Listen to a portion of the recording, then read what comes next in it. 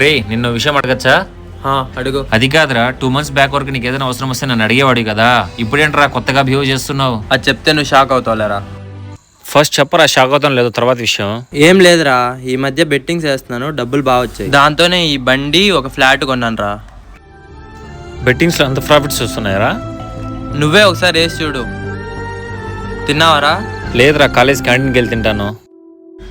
ఎప్పుడు క్యాంటీన్ లో క్లాస్ లాగా ఆలోచించకు, ఏదైనా రిచ్ గా ఆలోచించు.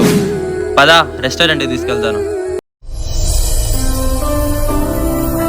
Sir your order please. ఏం తింటావురా? వైట్ రైస్ చెప్పరా నాకు. నాతో ఉండి ఇంకా వైట్ రైస్ ఏంట్రా? బిర్యానీ, చిల్లీ చికెన్ చెప్తాను, తిను. 2 chicken biryani, 2 mutton biryani, 2 chicken lollipop, 2 chicken kebab. అరే రే, అవన్నీ ఎందుకురా, డబ్బులు ఎక్కువ అవుతాయిరా. బిల్లు కట్టేది నేను కదా, నువ్వు తిను.